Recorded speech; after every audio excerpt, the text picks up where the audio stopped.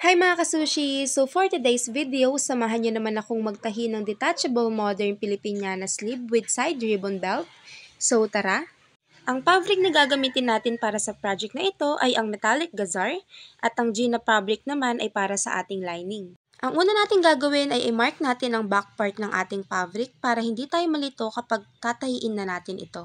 After nating i-mark, ilalapat na rin natin ang ating Filipiniana pattern sa ating fabric. After natin itong ma-mark ay guguntingin na rin natin. Magpa-pattern tayo dito ulit ng isa dahil dalawang sleeve ang ating gagamitin. At after nating ma-pattern, ika-cut na rin natin ito. At syempre, magpa-pattern din tayo sa ating Gina fabric ng ating Filipiniana sleeve para sa ating lining.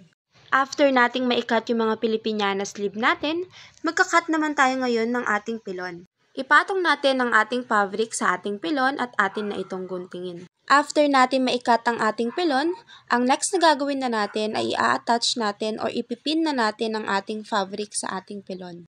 Una muna nating ilalagay ang ating Gina fabric at atin itong ipin. After nating naipin, isusunod naman natin ngayon ang ating metallic gazar fabric. Ayusin lang natin ng mabuti para maganda yung pagkakalapat ng ating tela. After nating maipin, tatahiin na natin yung pinakalaylayan ng ating Filipiniana sleeve. After nating matahi yung pinakalaylayan ng ating sleeve, tatanggalin na natin yung mga pin at atin na itong babaliktarin. Tanggalin lang natin yung mga pin na kinabit natin kanina bago tayo manahi. After nating matanggal yung mga pin, itutupi ulit natin at ipipin natin yung pinakalaylayan o yung gilid-gilid ng ating Filipiniana. Para kapag tatahiin na natin, hindi siya gagalaw-galaw. After nating maipin, itatahiin na natin ang ating Filipiniana sleeve. Dahan-dahan lang nating tahiin yung ating Filipiniana sleeve para hindi maglulukot-lukot yung ating tela. After nating matahi yung gilid ng ating Filipiniana sleeve, guntingin lang natin yung excess part niya sa gilid. Tupiin lang natin yung ating Filipiniana sleeve para malaman natin yung center part niya at guntingin natin ng sobrang liit lang doon sa taas para meron tayong marking kung nasaan yung center part niya. After nating ma-mark, magda-down lang tayo dito ng 3 inches at tupiin natin yung Filipiniana sleeve natin. After nating maitupi, ipipin lang natin. At pwede na tayo mag-pleats ng ating Filipiniana sleeve. Ito yung mahirap sa part ng paggawa ng Filipiniana sleeve kasi sobrang tigas na niya itupi kaya dapat dahan-dahan tayong magtupi. Kasi kapag hindi tayo maingat, pwede tayong matusok ng ating mga pin. After nating maipin, tatahiin na natin. Dahan-dahanin lang natin yung pagtahi natin ng ating Filipiniana sleeve.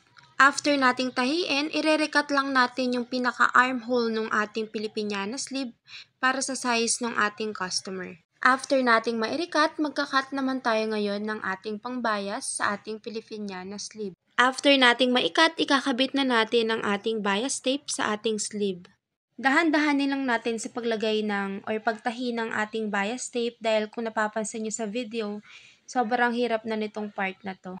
After nating maikabit ang ating bias tape, ipipress naman natin ngayon ang ating Filipiniana sleeve para mas maganda siyang tignan. Tatahiin naman natin ngayon ang tali ng ating Filipiniana sleeve.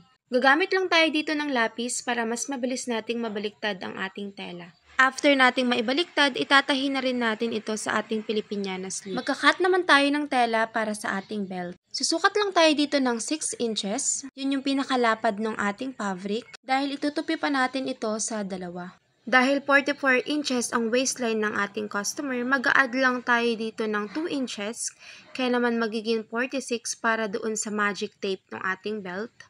I-divide lang natin siya sa dalawa.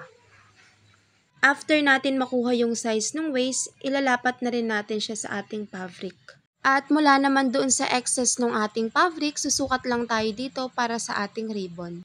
Bali, ang sukat ng ating ribbon ay 14 by 10 inches. Magka-cut lang tayo dito ng sobrang liit na fabric para doon sa gitna ng ating ribbon. At pwede na tayo mag-start manahin. Uunahin na muna natin dito yung pinakamaliit na fabric na kinat natin kanina para doon sa gitna ng ating ribbon. Gamit lang tayo dito ng lapis para mas mabilis nating mabaliktad yung tela. Hindi ko na pala na-videohan kung paano ko tinahi itong square pieces para sa ating ribbon. Basta tinahi ko lang yung gilid and then nag-leave ako ng space para doon sa pangbabaliktad natin, tsaka ako siya tinap stitch. Gagamit lang tayo dito ng sinulid at karayom para matahin natin yung doon sa center part ng ating tela, para maging ribbon na siya. After natin doon sa pinaka-ribbon natin, i-attach naman natin ngayon yung pinaka-tail or buntot ng ating ribbon.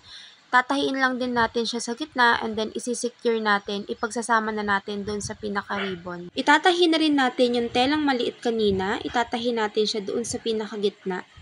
Tahiin lang natin siya ng mabuti para hindi matanggal. After nating maitahi, ikakabit na rin natin ito sa ating belt. And finally, here's the final look mga kasushi!